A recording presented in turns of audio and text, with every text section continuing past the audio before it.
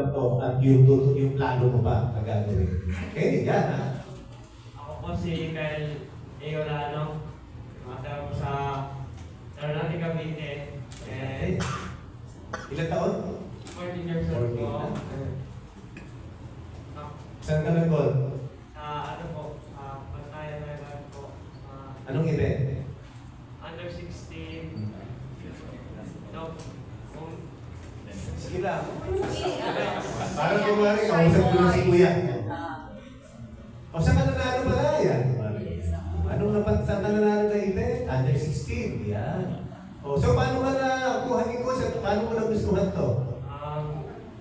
Nakita ko po yung tutubong ko. Nabudol ka ng tatlo ha? Kaya naisip ako po sumali po kasi po malapit lang po sa amin yung training center po naisip ako po sumali po sa ano naman po nakuha naman po ako na maglaro sa ibang bansa at nakakuha rin ako po ng gold medal. Anong pakiramdam? Masaya po. Ano sabi ng mga magulang? Tuwa po. Lalo na mamaya, matutuwa sila. Lalo mamaya. 300,000.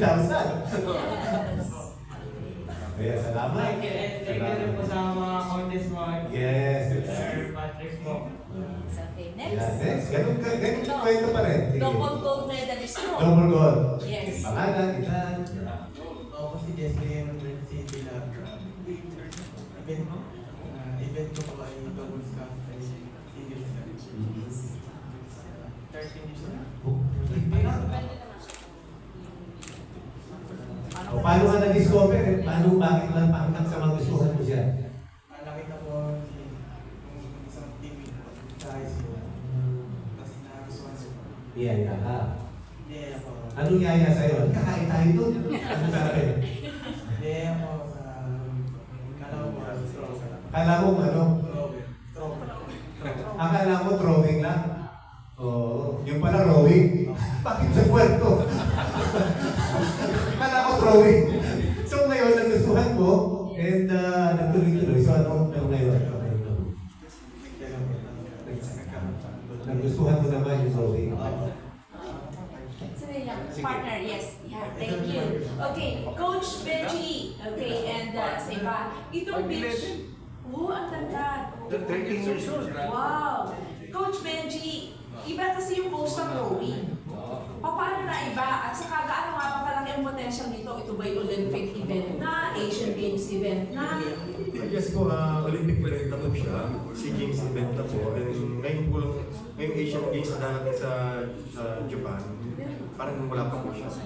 Pero, at po, Sa LA? Sa LA, meron na po siya. Yun. So talagang malaki ang vision. Pero iba po yung coach ng rowing, beach rowing. Kung ano po na iba sa regular, sa classic rowing. So yung different po ng coastal is ano po siya, 250 meters lang po na slalom na merong ramp. May run pa. Meron po, tapos wala po siyang umaalon o flat yung water, tuloy-tuloy po. Kaya yung nilaro namin sa Pattaya is sobrang alon po. Ang po doon, ang kalaban bukod sa kalaban mo yung sarili mo.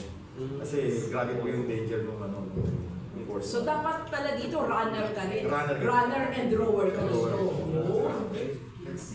Salamat, Coach. Okay, next natin. I'm Jessica Valdez po, 17 years old, under 19 women doubles cup po. Gold na. Golden. So yan, paano ka daw nagsimula? Sino naka-discover? Ang una po, nagbabalibol lang po ako din. May isa po silang kakilala sila po, si Master po. Pinuntahan po kami sa bahay, tapos niyaya po akong mag-rowing. Then ayun po, nag-continue na lang din po. Umuho ka ba agad nung yayain ka? Kasi volleyball ako eh. Hindi po, Ay, hindi agad ko. Okay. O paano mo nababayan? mga 5 na times po siyang pabalik sa amin, hinahanap po ko din. Tinabangan na po ako sa kalsada. Tinataguan mo sila nung ano? Si Master po yung Si Master. Ano yun? Army or Navy? Wala tawag yun sa master. Yes. Yes. Okay. Di ba kaklase ka mo yung ganap ng recruiter? Mas pinili Walang tsaga. Oh. So, ano yung gusto mo ngayon na, tuloy-tuloy ba ito? Pangarap mo? Olympics? Continue lang po sa training din, sunod pa sa mga coach para mag-improve. Yeah. And, papasalamat, 100 course na. Ilang beses ka na nag-upload? Lumaban? Wow! Times na. Kailan ka nag-start ba? Nung kami po yung first batch. Kayo first. Galing. Nice. 2023. Ano, nag-iba ba ang buhay? Ng pananaw, no? Nag-iba? Iba talaga. Okay, thank you very much. Okay, next. Full game again. Ida. Oh, I got no work po. Ayun na.